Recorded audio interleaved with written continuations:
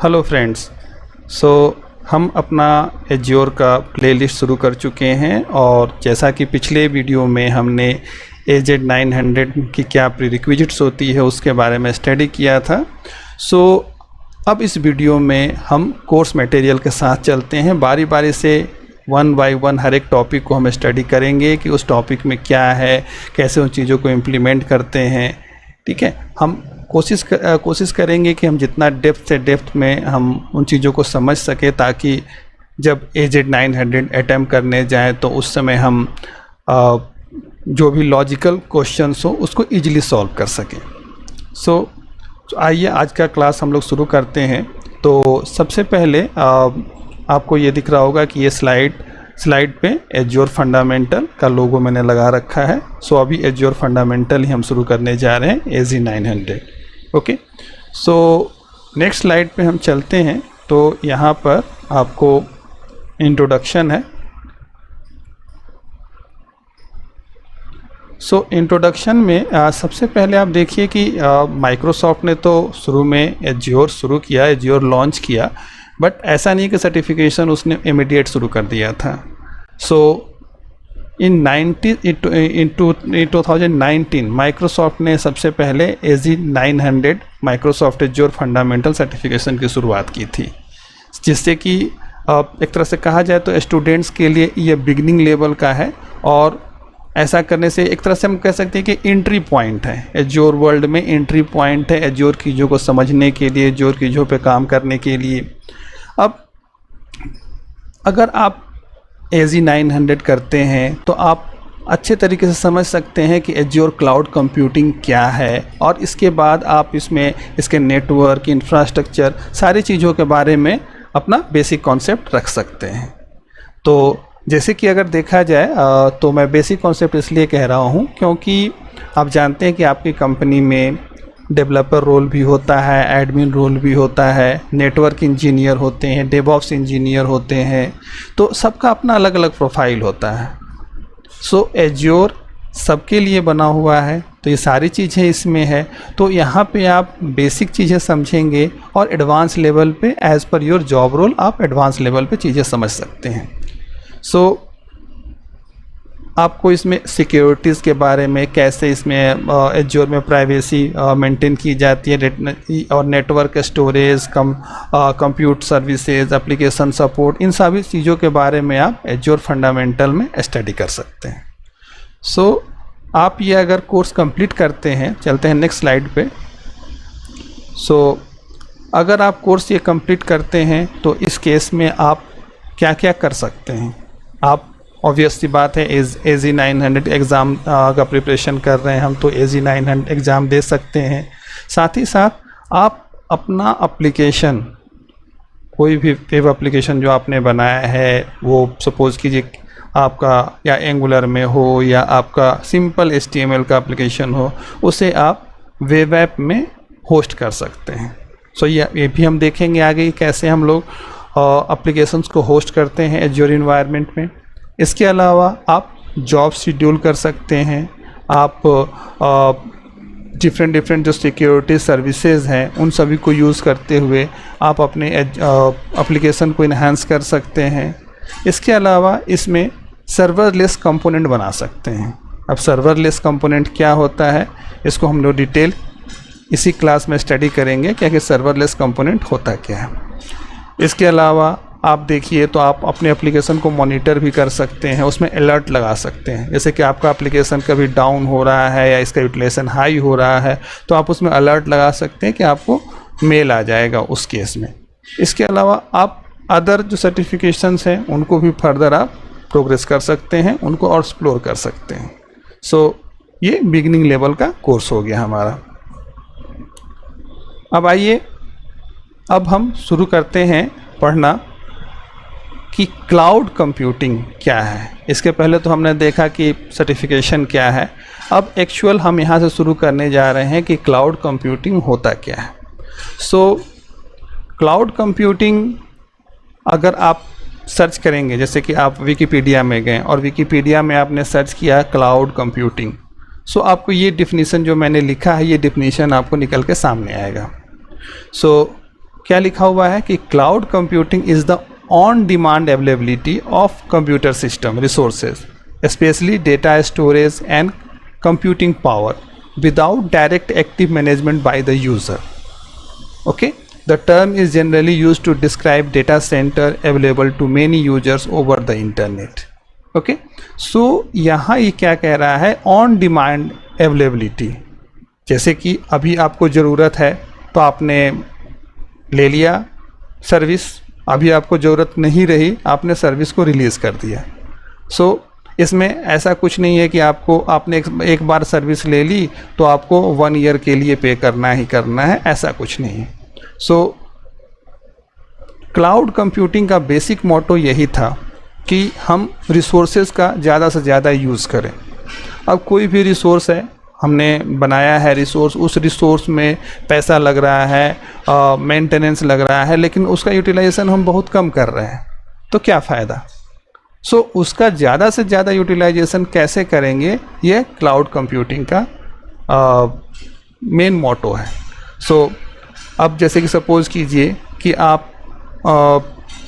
आपने एक सर्वर ले लिया है और उस सर्वर में आपको जो है आपने केवल एक एप्लीकेशन होस्ट की है और वो एप्लीकेशन उसका बहुत कम यूटिलाइजेशन कर रहा है, तो बाकी जो उसका मान ली सपोज ये 5% यूटिलाइजेशन कर रहा है, तो बाकी का 95% वो तो उसका वेस्ट हो रहा है, उसका कोई यूज़ नहीं है.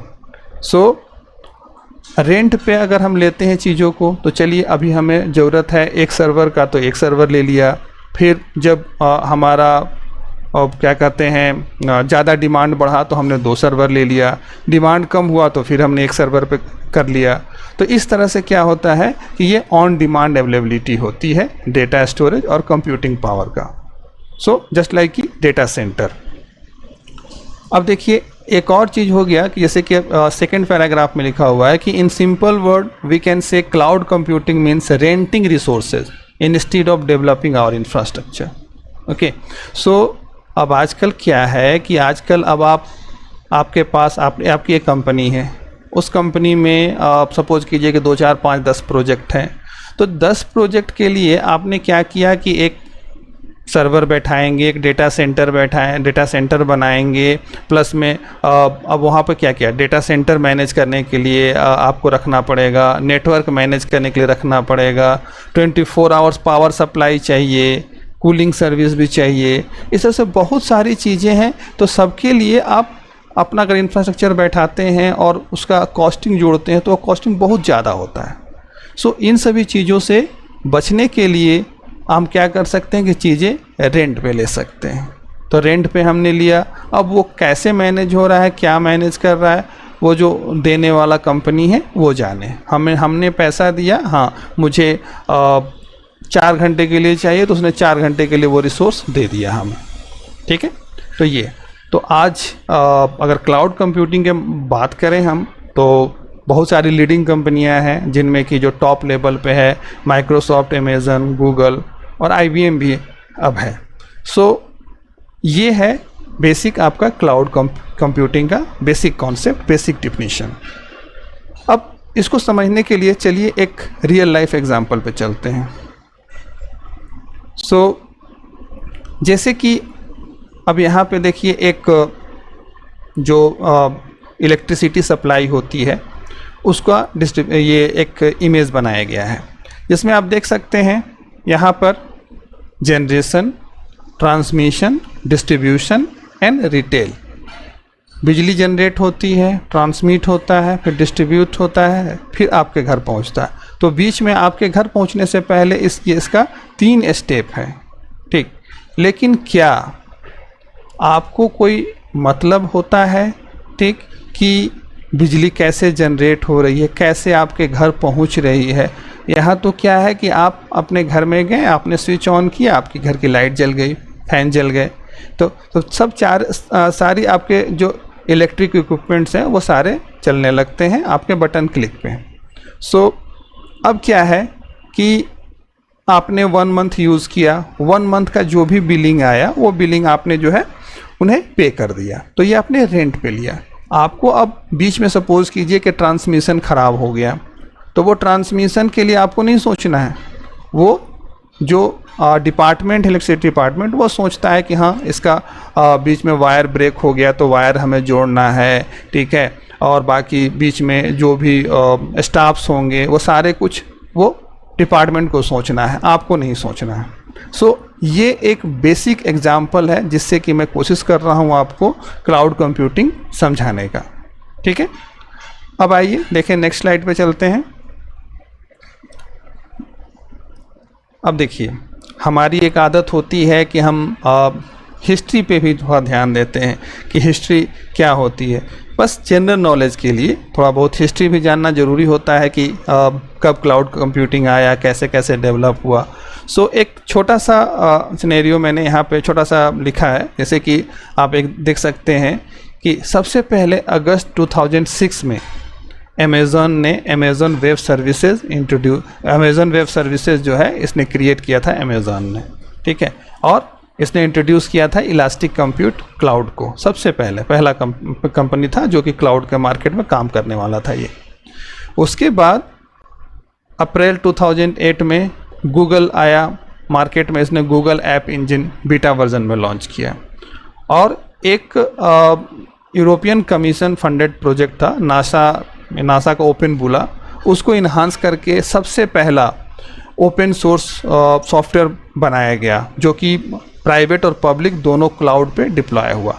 अब ये प्राइवेट और पब्लिक क्लाउड क्या है हम लोग आगे स्टडी करेंगे। फिर अब माइक्रोसॉफ्ट इस रेस में कब आया, तो माइक्रोसॉफ्ट आया फरवरी 2010 में और उसने रिलीज़ किया एज्योर, माइक्रोसॉफ्ट एज्योर। तो अब आप सोच सकते हैं कि 2010 में, और मैंने इसके पहले क्या बताया था कि 2019 में AZ900 इसने सर्टिफिकेशन इंट्रोड्यूस किया। तो इसको अपना मार्केट स्टेबल करने में 8-9 साल लग गए, ठीक है। उसके बाद देखिए जुलाई 2010 में अगेन एक रॉक स्पेस होस्टिंग और नासा, इन दोनों का एक जॉइंटली इन्होंने लॉन्च किया था एक ओपन सोर्स क्लाउड सॉफ्टवेयर जिसका नाम था ओपन स्टैक, ओके। सो अब उसके बाद मार्च 2011 में IBM ने लॉन्च किया IBM स्मार्ट क्लाउड फ्रेमवर्क। और उसके बाद जून 2012 में ओरेकल ने अनाउंस किया ओरेकल क्लाउड, और मई 2012 में गूगल ने अगेन कंप्यूट इंजन को रिलीज़ किया इन प्रीव्यू मोड में। सो प्रीव्यू मोड क्या होता है कि जस्ट लाइक कि कंपनियां बनाती हैं, बना करके इंड यूज़र का रिस्पॉन्स लेने के लिए वो रिलीज़ कर देती हैं। तो इंड यूज़र उसको यूज़ करते हैं, उसमें कुछ कमियां होती हैं, टिकट रेज होते हैं, उसको रिजॉल्व होता है, फिर उसके बाद वो फाइनल वर्जन रिलीज़ करती है। सो ये थोड़ा सा इसका हिस्ट्री है जो कि बस जनरल नॉलेज के लिए हम जान रहे हैं। अब देखिए, अब इसके बाद आते हैं हम लोग बेनिफिट्स पढ़ते हैं। 1 मिनट, क्या हो रहा है, ठीक है, अच्छा हाँ, ओके। सो क्लाउड कंप्यूटिंग का बेनिफिट क्या होता है, ये भी हमारा एक टॉपिक है जिसको हम स्टडी कर रहे हैं। सो क्लाउड कंप्यूटिंग जो है सबसे पहले तो हो गया लेस एक्सपेंसिव हो गया। जैसे कि मैंने एग्जांपल दिया था आपको कि आप अपना सेटअप बैठाएंगे तो आपको कौन कौन से स्किल्स के लोग लगेंगे, ठीक है, और क्या क्या इंफ्रास्ट्रक्चर में खर्च होगा। यहाँ पर क्या है कि आपको कुछ नहीं खर्च है, आपको कोई इंफ्रास्ट्रक्चर नहीं है, कोई स्टाफ नहीं है, बस आपको इनकी वेबसाइट पे जाना है, इनकी सर्विस परचेज करनी है, वो सर्विस पे आप काम कर सकते हैं, ठीक है। तो ये लेस एक्सपेंसिव हो गया। फिर again device and location independence. अब सपोज़ कीजिए कि हाँ, अब जैसे कि हाँ सर्वर ही है, ठीक है, अब आपका सर्वर है, आप एक सर्वर आपने ले लिया, वो सोचिए कि वो कम कैपेसिटी का है और अब आप उसको चाहते हैं उसकी कैपेसिटी बढ़ाना, आप बस कुछ क्लिक्स में बढ़ा सकते हैं, ठीक है। यहाँ ऐसा नहीं, अगर इंफ्रास्ट्रक्चर आपके पास होता आपको पूरा रिप्लेस करना पड़ता, लेकिन यहाँ फ्यू क्लिक्स में आप अपना शिफ्ट कर सकते हैं। इसके अलावा लोकेशन इंडिपेंडेंस भी है कि आपको जहाँ भी कह सकते हैं कि जहाँ पर भी आपको होस्ट करना है पूरे वर्ल्ड में, कहीं पर भी एप्लीकेशन को वहाँ के सर्वर पे होस्ट कर सकते हैं, ओके। नेक्स्ट है लेस मेंटेनेंस भी है ठीक है, क्योंकि इसमें मेंटेनेंस आपको कुछ ऐसा कुछ करना ही नहीं है, बस अपना अपना जो सर्विस आपने लिया है, अलर्ट लगा रखे हैं, उसको मॉनिटर करना है कि हमको कब अपनी रिसोर्सेज को बढ़ाना है, घटाना है, बस दैट्स इट। उसके बाद देखें मल्टी टेनेंसी। मल्टी टेनेंसी क्या होता है? सो आपको जैसे कि देखा जाए कि एक आपका सर्वर है, ठीक है, उस सर्वर पे सपोज कीजिए कि 100 उसकी कैपेसिटी 100%, आप उसे 10% ही यूज़ कर रहे हैं, तो रेस्ट 90% क्या होगा?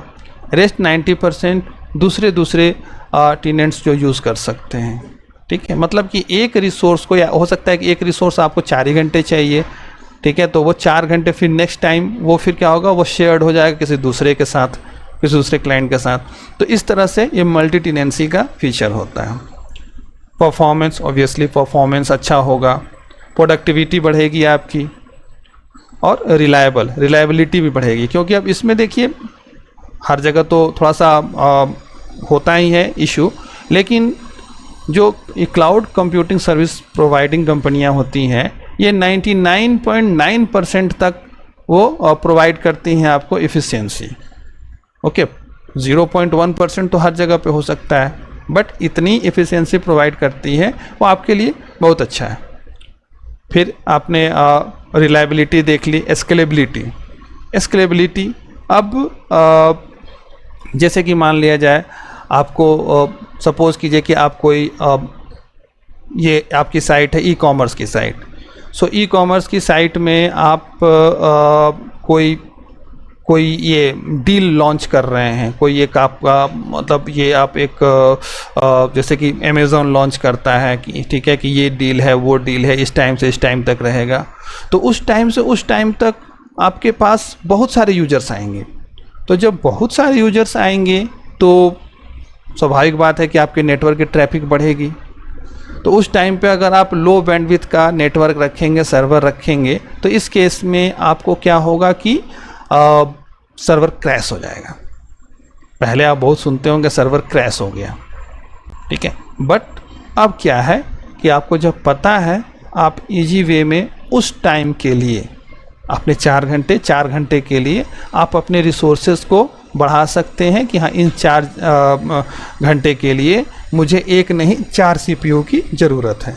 तो वो जो बढ़ाने वाली जो बात हो गई वो होती है स्केलेबिलिटी। आगे हम लोग और डिटेल में स्केलेबिलिटी के बारे में पढ़ेंगे, और साथ ही साथ सिक्योरिटी।